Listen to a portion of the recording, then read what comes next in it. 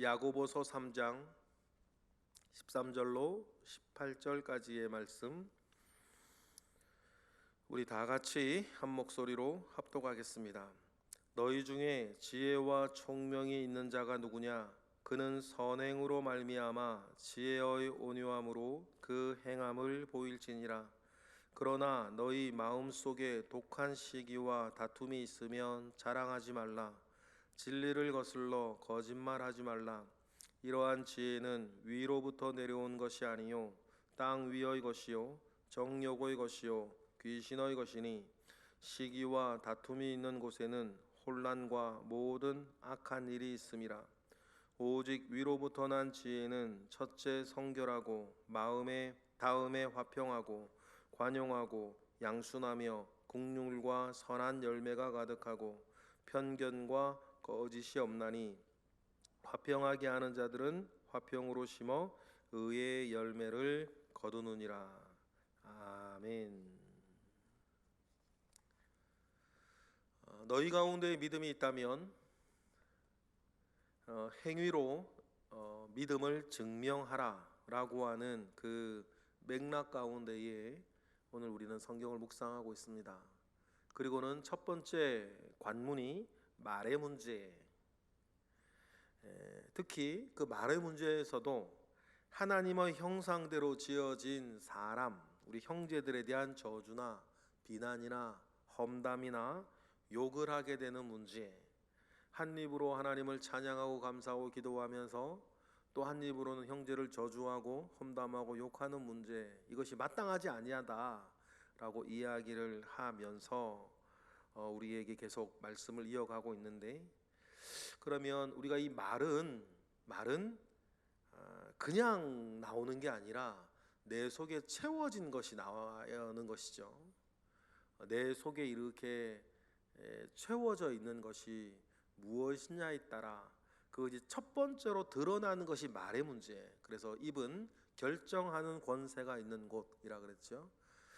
분이 차 있으면 어떤 형태로든 분노의 말을 할 것이고, 짜증이 차 있으면 짜증스러운 생각을 할 것이고,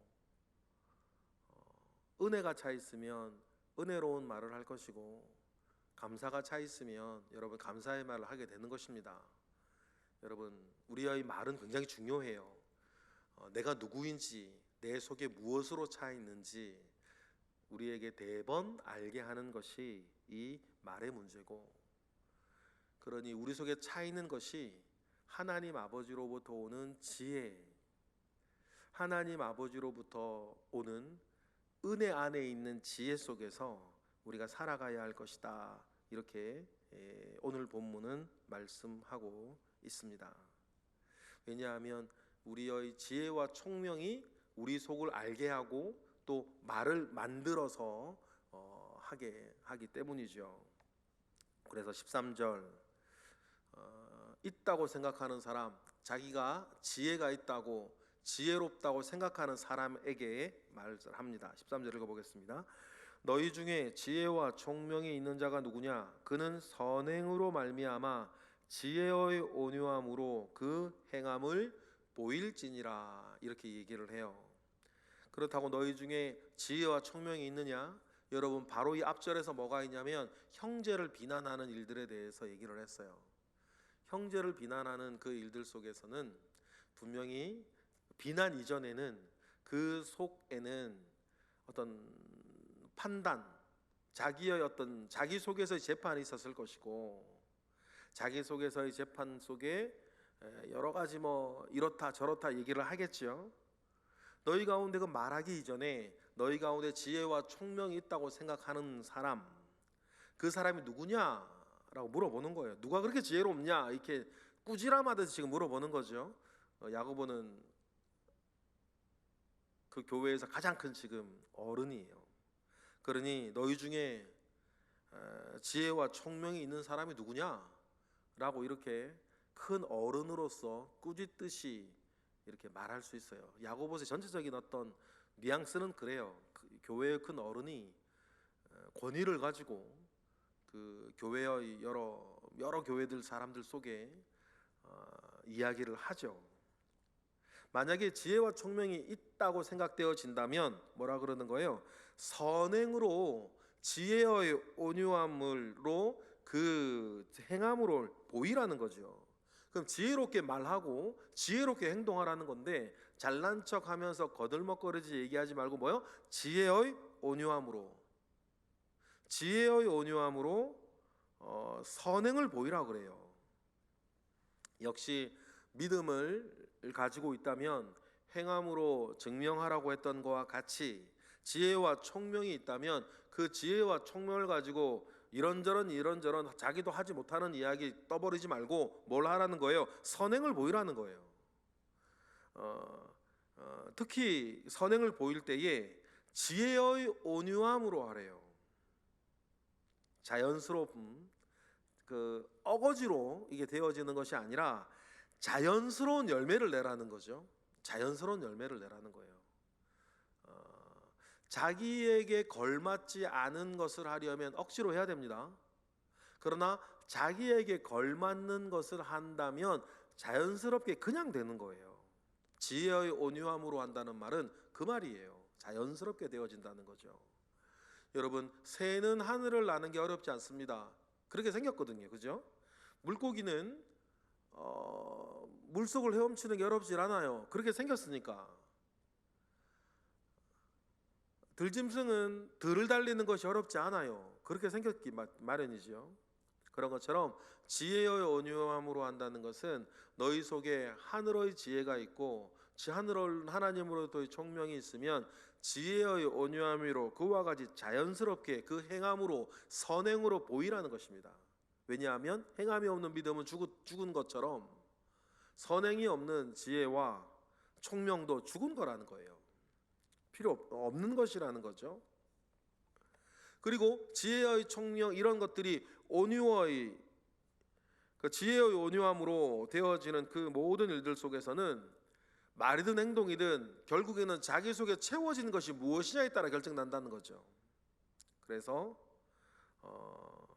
속에 채워진 것이 만약에 너희들이 어떻게 저렇게 이야기를 한다 하더라도 너희 속에 채워진 것이 하나님으로부터의 좋은 것이 아니라 너희 속에 채워진 것이 독이라면 어떤 지혜와 어떤 너희들의 행동을 한다 하더라도 14절 이하의 일들이 될 것이다. 삶의 열매가 말이에요.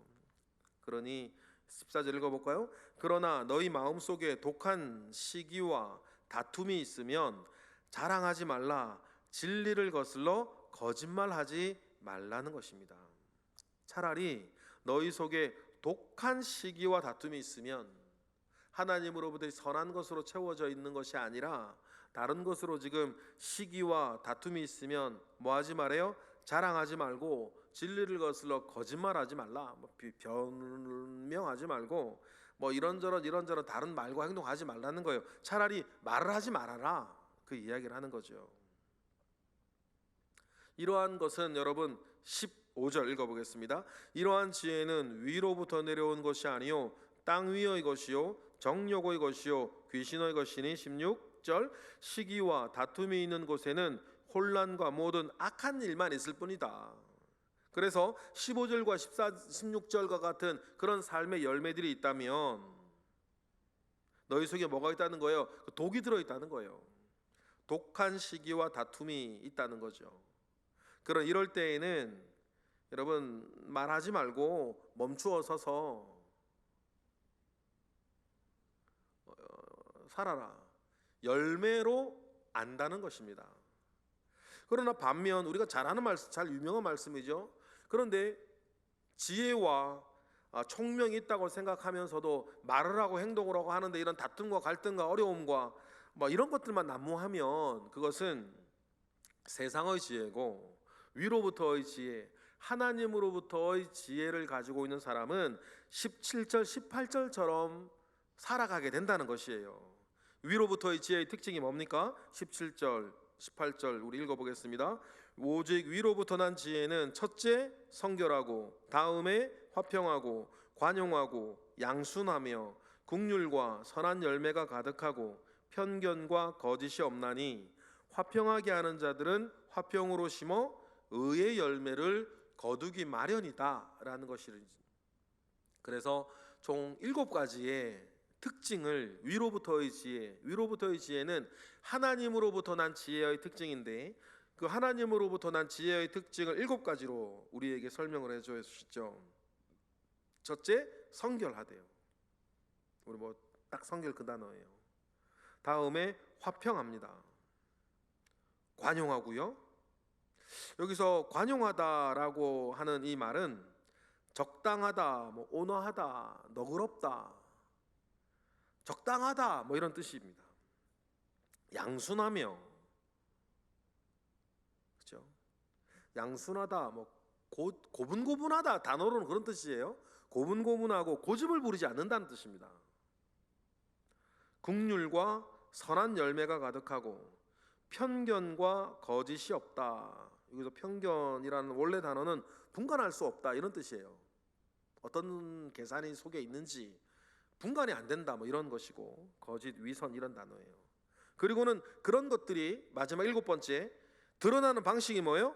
화평하게 하는 자들은 화평으로 심어 의의 열매를 거둔다, 이렇게 이야기를 하고 있고 우리에 가르치십니다.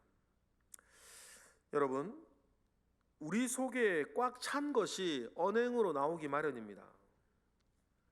그것이 나오면 내 속에 있는 것이 어떤 것인가는 삶의 열매로 아는 것이죠. 그래서 14절이 가득 차 있는 사람은 15절, 16절의 일들이 일어날 것이고, 위로부터의 지혜로 가득 찬 사람은 17절, 18절로 열매 맺게 될 것이다, 그렇게 우리에게 알려주시는 거죠.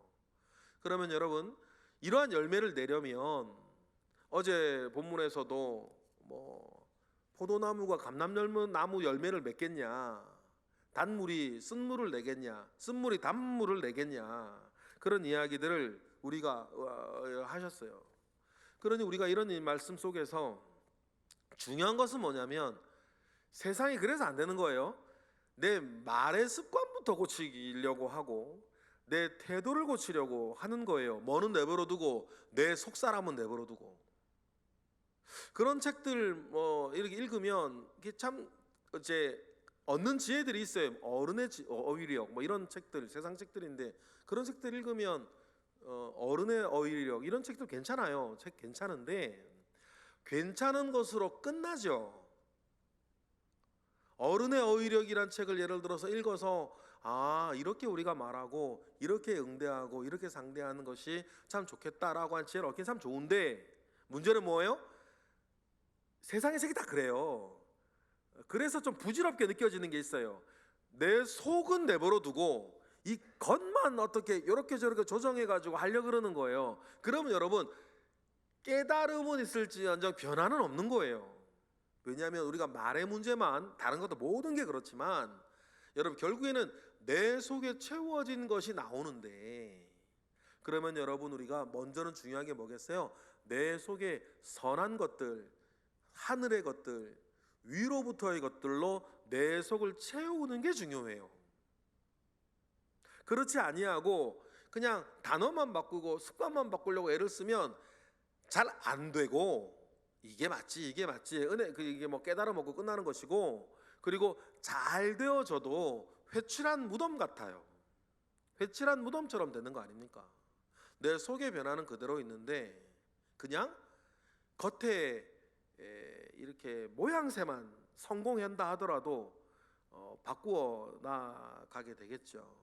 그러니 여러분, 우리가 살면서 거의 뭐 90%의 관심은 내 속에 하나님의 것으로, 위로부터의 것으로, 은혜로, 감사로, 영적인 것으로 여러분 내 속을 채워나가는 것이 먼저예요. 그것이 먼저 되어져야 자연스럽게 다음이 될 수 있는 것이고, 그 다음에 또 그 다음에는 이제 세상의 책들도 도움이 되는 거예요. 어떤 말을 어떻게 할까, 어휘력은 어떻게 하고, 응대는 어떻게 하고, 내 속에 있는 선한 것을 어떻게 표시해낼까, 기술적인 문제를 좀 더 알고 싶을 때는 세상적인 어떤 그런 가르침이나 뭐 이런 깨달음들도 도움이 되겠죠. 말의 문제뿐만 아니라 대부분 모든 것들이 그래요. 뭐 TV 뭐 요즘은 예능 프로에서 관찰 프로그램을 통해서 막 이렇게 애들을 어떻게 한다, 뭐 부부가 어떻게 한다, 뭐 이렇게 뭐 이런 얘기들도 많이 있는데요. 뭐 그런 게 뭐 무가치하고 무용하다 그런 건 아니에요. 그런데 중요한 건 뭐예요? 나의 중심이 먼저 바뀌어야 되는 거예요. 나의 속사람이 먼저 바뀌어야죠. 그 다음에 어떤 그런 기술적인 문제를 관심을 가져야 되는 것인데 세상은 그게 좀 곤란하지요.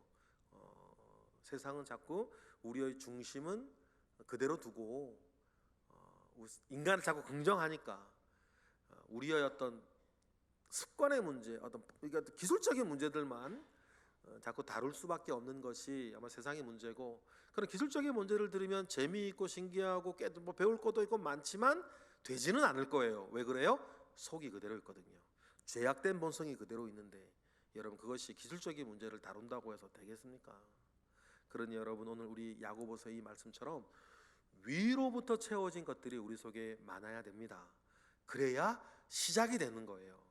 위로부터의 지혜, 뭐 야고보는 지혜라 그랬는데 지혜라는 것을 은혜, 믿음, 뭐 힘, 뭐라고 얘기해도 괜찮아요. 위로부터의 것으로 여러분 우리의 속사람이 가득 채워지기를 주님의 이름으로 축복합니다. 그러면 세 가지밖에 없는 거예요. 기도와 말씀 그리고 예배예요. 기도와 말씀과 예배. 여러분 늘 그거밖에 없어요. 공적으로도 사적으로도 위로부터 우리의 것을 채우는 것은 기도와 말씀 그리고 예배밖에 없는 것입니다. 그래서 은혜의 보좌 앞에 담대히 나아간다 할 때 은혜의 보좌 그 세 개 아닙니까? 기도와 말씀과 예배. 그러니 이 일들을 통해서 구원받은 여러분들은 우리의 구원받은 영혼 그 중심 안에 위로부터의 것을 자꾸 채워나가는 거룩한 삶의 습관을 계속 여러분 가지셔야 돼요. 가장 쉬운 건 집에서 나오기만 하신다면 계속 교회 오는 거예요. 여러분들처럼 새벽기도 쌓고 큐티 나누고 뭐 수요 예배 드리고 뭐 금요 심야하고 주일 예배하고 또 뭐 봉사하고 성도들과 함께 거하고 이러면서 여러분 성도의 교제하고 하면서 위에 것을 계속 채워나가는 노력들을 하는 것이고, 그리고 또 개인적으로 또 집 안에 있을 때에도 여러 가지 말씀을 보고 기도를 하고 하는 일들로 위로부터의 것들로 채우는 것밖에 없다. 여러분 그런 일들 속에서 여러분 거룩한 삶의 습관을 잘 들여나가시는 우리 모두가 되기를 바랍니다. 그리고 중심이 하나님의 것으로 가득 차져서 말이나 행동이나 하나님의 어떤 은혜 안에 이루어지는 말과 행동이 되도록 하루하루 우리를 만들어 나가시는 저와 여러분 되시길 주님의 이름으로 축복합니다. 기도하겠습니다. 할렐루야. 하나님 감사와 영광을 올려드립니다. 크신 은혜 가운데에 오늘 우리가 또한 살고 있습니다. 연휴가 계속되고 있습니다. 하나님 오가는 모든 걸음 가운데 있는 이들을 주님 기억하시고 안전하고 건강하게 하시며 우리도 연휴를 맞아 쉴 때에 영육이 또 편안하고 행복하게 하시고 우리가 또한 거기에 그치지 아니하고 우리가 만나는 모든 사람들 가운데에 위로부터의 지혜, 은혜를 전하고 나누는 자로 살아갈 수 있도록 하나님 역사하시옵소서. 이를 위해서 우리에게 은혜로 채우시고 지혜로 채우시는 성령의 일이 우리 가운데 온전히 이루어지게 하옵소서. 일천번째 예물 드려집니다. 드려지는 예물들 가운데에 주님 함께 하시고 우리의 오늘 하루의 삶에도 동행하여 주옵소서. 예수 그리스도의 이름으로 기도드렸나이다. 아멘.